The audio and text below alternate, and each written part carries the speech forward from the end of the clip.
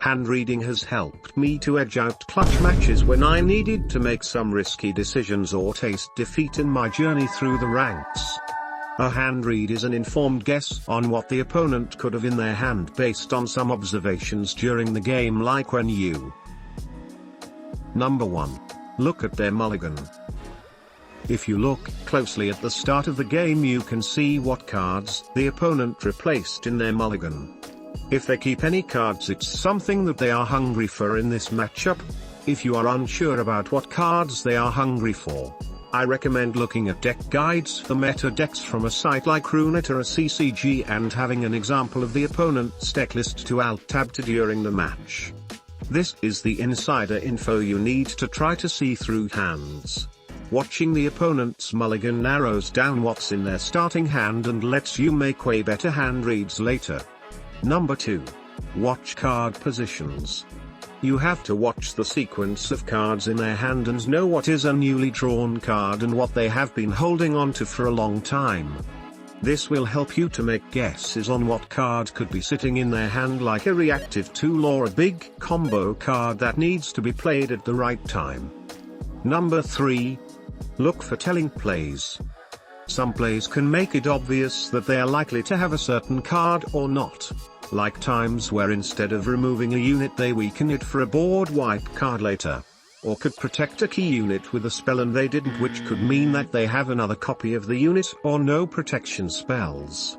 Especially when they are doing suspect passes and risking wasting mana without an obvious reward, that can mean they are holding a key unit like Vund3r or a reactive spell like Ruination to blow out your whole board. The enemy player's deck, current mana, passing and the way how they react to your plays can add up to a dead giveaway on what their hand holds. From these you could make a guess that the opponent does or does not have a card. Watch out for them drawing into a card you think they don't have later down in the game though. Number 4. Get info from certain cards. There are certain cards that either you or the opponent can play that let you narrow down what they have in their hand. Think of Concologist, Pharaoh's Financier and Spacey Sketcher that create a specific card from a set in their opponent's hand. Aloof Travelers that discards the highest cost card in the opponent's hand, letting you know that all the other cards are either the same cost or lower. A really cool one like Swindle that shows you 3 cards from your opponent's hand. From cards that tutor or draw from a specific set of cards like Zap's Brafin, you can get even more info than just what is in their current hand. The cards that they draw later are less likely to be from that set. For example, Zap draws a 3 or less cost card, so anything drawn after is less likely to be a 3 or less cost card. It's free real estate. All of these examples and more can give you some really good information to play around. Number 5. Look for Hobbit spells. The opponent shows that a card is a spell whenever they aim or hover the card on the stack, and then it moves to be the last card of their hand. By watching this you are narrowing down their hand range, even possibly to a point where their hand might as well just be revealed. Number 6. Keep track of card amounts.